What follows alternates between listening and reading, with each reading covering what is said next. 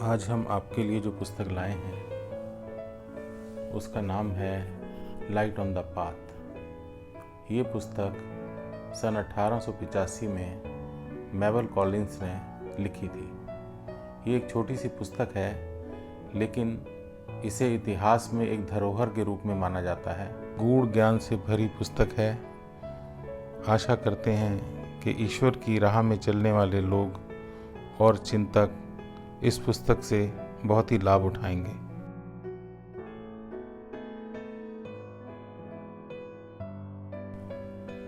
ये नियम शिष्यों के लिए हैं, इन पर तुम ध्यान दो। इसके पहले कि तुम्हारे नेत्र देख सकें, उन्हें अश्रुपात की क्षमता से मुक्त हो जाना चाहिए। इसके पहले कि तुम्हारे कान सुन सकें, उन्हें बहरे हो जाना चाहिए। और इसके पहले कि तुम सद्गुरुओं की उपस्थिति में बोल सको, तुम्हारी वाणी को चोट पहुंचाने की वृत्ति से मुक्त हो जाना चाहिए। इसके पहले कि तुम्हारी आत्मा सद्गुरुओं के समक्ष खड़ी हो सके, उसके पैरों को हृदय के रक्त से धो लेना उचित है। महत्वाकांक्षा को दूर करो। महत्वाकांक्षा पहला अभिशाप है। जो कोई अपने सहयोगियों से आगे बढ़ रहा है, उसे यह मोहित करके अपने पथ से विचलित कर देती है। सत्कर्मों के फल की इच्छा का यह सबसे सरल रूप है। बुद्धिमान और शक्तिशाली लोग इसके द्वारा बराबर अपनी उच्च संभावनाओं से स्खलित होते रहते हैं। फिर भी यह बड़ी आवश्यक शिक्षा का साधन है। इसके फल चखते समय मुंह में राख और धूल बन जाते हैं। मृत्यु और वियोग के समान इससे भी अंत में वही शिक्षा मिलती है कि स्वार्थ के लिए, अहम के विस्तार के लिए कार्य करने से परिणाम में निराशा ही प्राप्त होती है।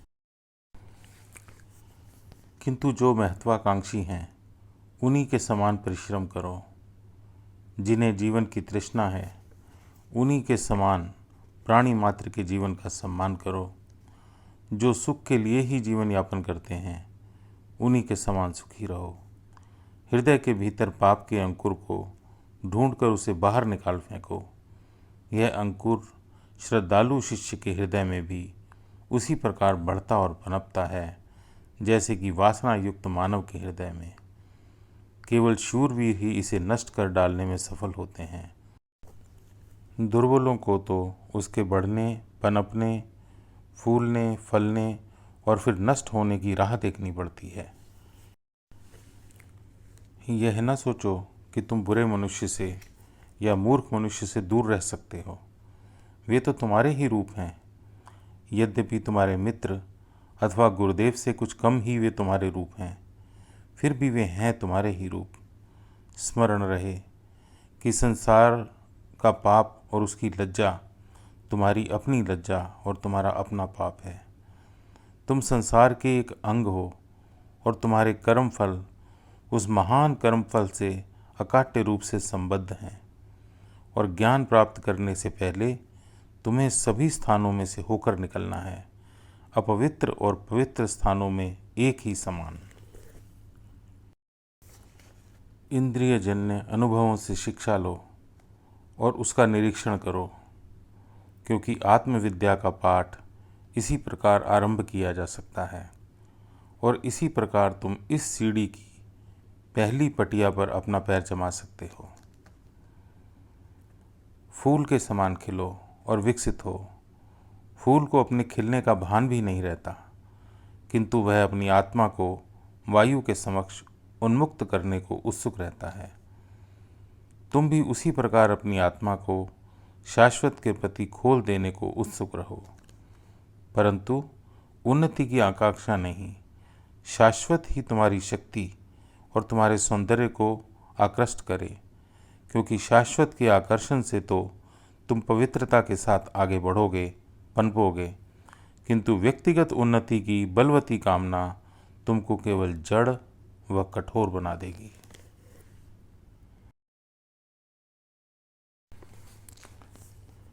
क्योंकि तुम्हारे भीतर समस्त संसार का प्रकाश है, वही प्रकाश जो साधना पथ को प्रकाशित कर सकता है।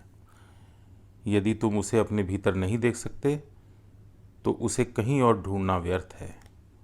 वह तुमसे परे है, क्योंकि जब तुम उसे प्राप्त कर लेते हो तो तुम्हारा अहंकार नष्ट हो चुका होता है। वह अप्राप्य है, क्योंकि पास पहुंचने पर वह बराबर दूर हटता जाता है। तुम प्रकाश में प्रवेश करोगे, किंतु तुम ज्योति को स्पर्श कदापि न कर सकोगे। और जिस शक्ति की कामना शिष्य करेगा, वह शक्ति ऐसी होगी जो उसे लोगों की दृष्टि में ना कुछ जैसा बना देगी। जिस शांति की कामना तुमको होगी, वह ऐसी पवित्र शांति है जिसमें कोई विघ्न न डाल सकेगा। और जिस शांति के वातावरण में आत्मा उसी प्रकार विकसित होगी जैसे शांत सरोवर में पवित्र कमल विकसित होता है। परंतु ये संपत्तियां केवल शुद्ध आत्मा की हों, और इसलिए सभी शुद्ध आत्मा इसके समान रूप से स्वामी हों, और इस प्रकार ये सभी की संपत्ति हो। थोड़ा रुको और विचार करो। तुम मार्ग पाना चाहते हो, या तुम्हारे मन में ऊंची स्थिति प्राप्त करने, ऊंचे चढ़ने और एक विशाल भविष्य निर्माण करने के सपने हैं? सावधान, मार्ग के लिए ही मार्ग को प्राप्त करना है। तुम्हारे ही चरण उस पर चलेंगे, इसलिए नहीं। जो मनुष्य साधना पथ में प्रविष्ट होना चाहता है, उसको अपने समस्त स्वभाव को बुद्धिमत्ता के साथ उपयोग में लाना चाहिए। प्रत्येक मनुष्य पूर्ण रूपेण स्वयं अपना मार्ग, अपना सत्य और अपना जीवन है। और इस प्रकार उस मार्ग को ढूंढो। उस मार्ग को जीवन और अस्तित्व के नियमों, प्रकृति के नियमों एवं पराप्राकृतिक नियमों के अध्ययन के द्वारा ढूंढो। जो जो तुम उसकी उपासना और उसका निरीक्षण करते जाओगे, उसका प्रकाश स्थिर गति से बढ़ता जाएगा। तब तुम्हें पता चलेगा कि तुम्हारे मार्ग का प्रारंभिक छोर पा लिया गया है। और जब तुम मार्ग का अंतिम छोर पा लोगे तो उसका प्रकाश एकाएक अनंत प्रकाश का रूप धारण कर लेगा।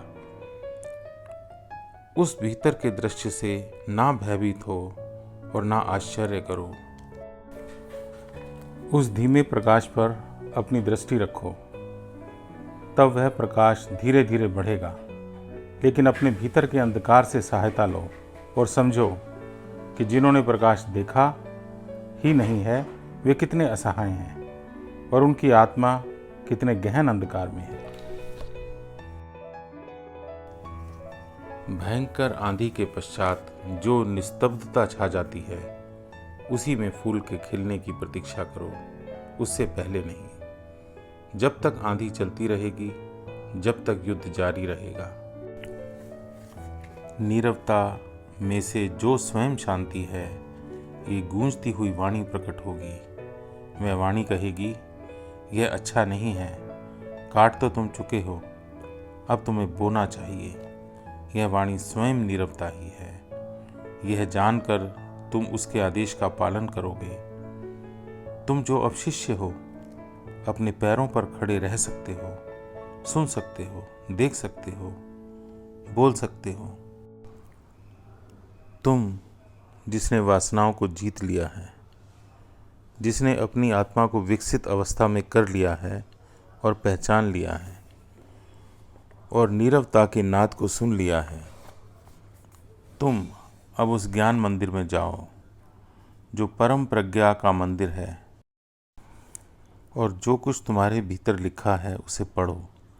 नीरवता की वाणी सुनने का अर्थ है यह समझ जाना कि एकमात्र पथ निर्देशक अपने भीतर से प्राप्त होता है। प्रज्ञा के मंदिर में जाने का अर्थ है उस अवस्था में प्रवेश होना जहाँ ज्ञान प्राप्ति संभव होती है। तब तुम्हारे लिए वहाँ बहुत से शब्द लिखे होंगे और वे ज्वलंत अक्षरों में लिखे होंगे, जिससे तुम उन्हें सरलता से पढ़ सको। क्योंकि जब शिष्य तैयार हो जाता है तो श्री गुरुदेव भी तैयार हो जाते हैं। वह तुम ही हो, फिर भी तुम सीमित हो और भूल कर सकते हो। वह शाश्वत और निसंशय है, वह शाश्वत सत्य है। जब वह एक बार तुम में प्रविष्ट हो चुका है और तुम्हारा योद्धा बन गया, तो फिर वह तुम्हें कभी सर्वथा न त्याग देगा और महाशांति के दिन वह तुमसे एकात्म हो जाएगा। उसे खोजने में सतर्क रहो, नहीं तो लड़ाई के आवेश में और उतावलेपन में तुम उसके पास से निकल जाओगे और वह तुमको तब तक ना पहचानेगा जब तक तुम स्वयं उसे ना जान लो। यदि उसके ध्यान से सुनने वाले कानों तक तुम्हारी पुकार पहुंचेगी, तो वह तुम्हारे भीतर से लड़ेगा और तुम्हारे भीतर के नीरस शून्य को भर देगा। सेनापति मानकर उसकी आज्ञाओं का पालन ना करो, वरन इस प्रकार करो मानो कि वह तुम्हारा ही स्वरूप है और उसके शब्दों में मानो तुम्हारी ही गुप्त इच्छाएं मुखरित हो रही हैं, क्योंकि वह स्वयं तुम ही हो, परंतु वह तुमसे असीम रूप से अधिक ज्ञानी और शक्तिशाली है। जीवन का संगीत सुनो, उसे खोजो और पहले उसे अपने हृदय में ही सुनो। आरंभ में तुम कदाचित कहोगे कि यहाँ गीत तो है नहीं। मैं तो जब ढूंढता हूँ तो केवल बेसुरा कोलाहल ही सुनाई देता है। और अधिक गहरे ढूंढो। यदि फिर भी तुम निष्फल रहो तो ठहरो और भी अधिक गहरे में फिर ढूंढो। एक प्राकृतिक संगीत, एक गुप्त जल स्रोत प्रत्येक मानव हृदय में है। वह भले ही ढका हो, बिल्कुल छिपा हो और नीरव जान पड़ता हो, किंतु वह है अवश्य। तुम्हारे स्वभाव के मूल में तुम्हें श्रद्धा, आशा और प्रेम की प्राप्ति होगी। जो पाप पथ को ग्रहण करता है वह अपने अंतःकरण में देखना अस्वीकार कर देता है, अपने कान हृदय के संगीत के प्रति मूंद लेता है और अपनी आँखों को अपनी आत्मा के प्रकाश के प्रति अंधी कर लेता है।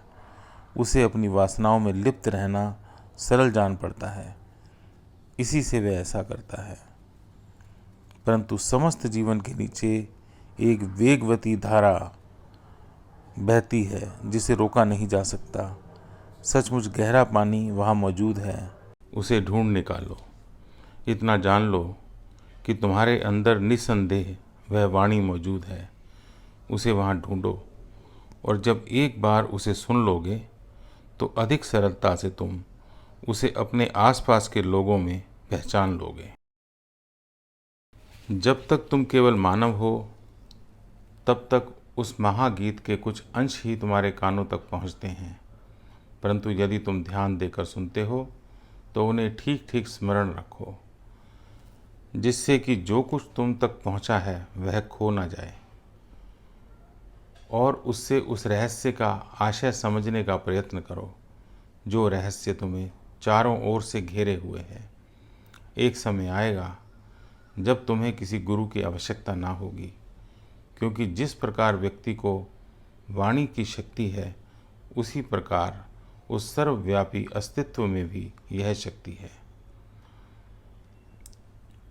जीवन की अपनी भाषा है और वह कभी मूक नहीं रहता, और उसकी वाणी एक चित्कार नहीं है। जैसा कि तुम जो बहरे हो कदाचित समझो, वह तो एक गीत है। उससे सीखो कि तुम स्वयं उस सुस्वरा के अंश हो और उससे सुस्वरा के नियमों का पालन करना सीखो।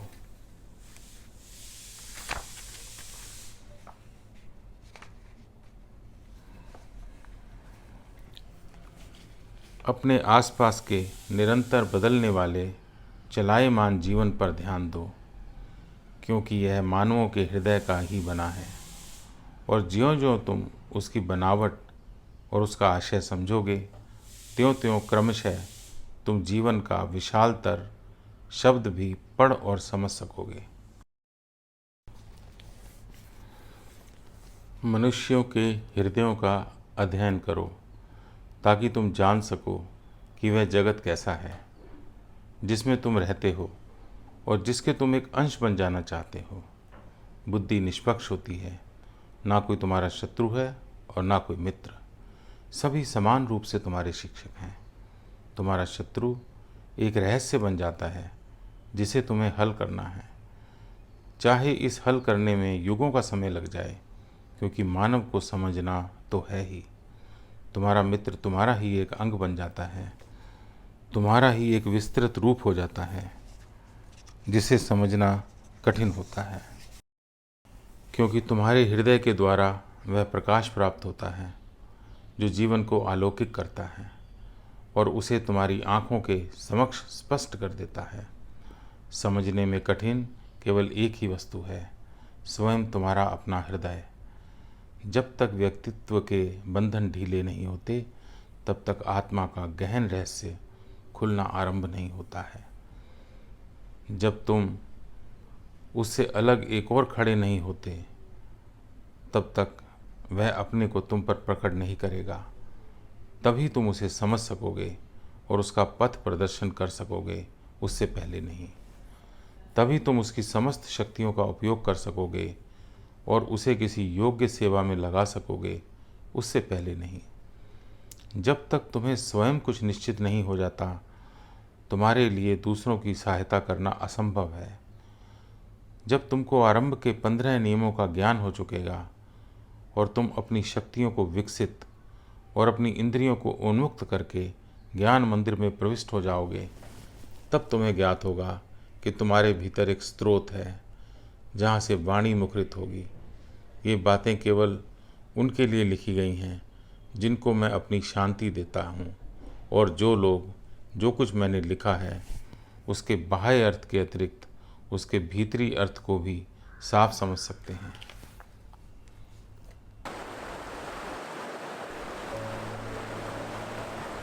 आंतरिक इंद्रियों को उपयोग में लाने की शक्ति प्राप्त करके बाह्य इंद्रियों की वासनाओं को जीतकर जीवात्मा की इच्छाओं पर विजय पाकर और ज्ञान प्राप्त करके, हे शिष्य, वास्तव में मार्ग में प्रविष्ट होने के लिए तैयार हो जा।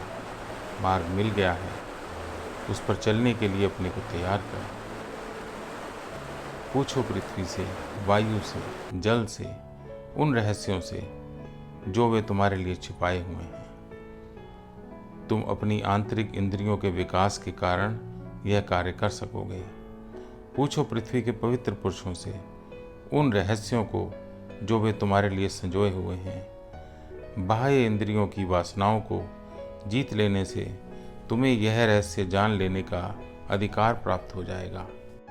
पूछो अपने ही अंतरतम उस एक से जीवन के परम रहस्य को, जो कि उसने तुम्हारे लिए युगों से छिपा रखा है। जीवात्मा की वासनाओं को जीत लेने का बड़ा और कठिन कार्य युगों का है, इसलिए उसके पुरस्कार को पाने की आशा तब तक मत करो जब तक युगों के अनुभव एकत्रित ना हो जाएं। जब इस 12वें नियम को सीखने का समय आता है, तब मानव मानवेतर अवस्था की ड्योढ़ी पर पहुंच जाता है। जो ज्ञान अब तुम्हें प्राप्त हुआ है वह इसी कारण तुम्हें मिला है कि तुम्हारी आत्मा सभी शुद्ध आत्माओं में से एक है और उस परम तत्व से एक हो गई है। यह ज्ञान तुम्हारे पास उस सर्वोच्च परमात्मा की धरोहर है। इसमें यदि तुम विश्वासघात करो, उस ज्ञान का दुरुपयोग करो या उसकी अवहेलना करो, तो अब भी संभव है कि तुम जिस उच्च पद तक जाने या पहुंच चुके हो उससे नीचे गिर पड़ो। बड़े पहुंचे हुए लोग भी अपने दायित्व का भार ना संभाल सकने के कारण और आगे ना बढ़ सकने के कारण ड्योढ़ी से गिर पड़ते हैं और पिछड़ जाते हैं। इसलिए इस क्षण के प्रति श्रद्धा और भय के साथ सजग रहो और युद्ध के लिए तैयार रहो। लिखा है कि जो दिव्यता के द्वार तक पहुंच चुका है उसके लिए कोई भी नियम बनाया नहीं जा सकता और ना कोई पथ प्रदर्शक ही उसके लिए हो सकता है। फिर भी शिष्य को समझाने के लिए इस अंतिम युद्ध का वर्णन इस प्रकार कर सकते हैं। जो मूर्त नहीं है और अमूर्त भी नहीं है, उसका अवलंबन करो। केवल नाद रहित वाणी ही सुनो। जो बाह्य और अंतर दोनों चक्षुओं से अदृश्य है, केवल उसी का दर्शन करो। तुम्हें शांति प्राप्त हो।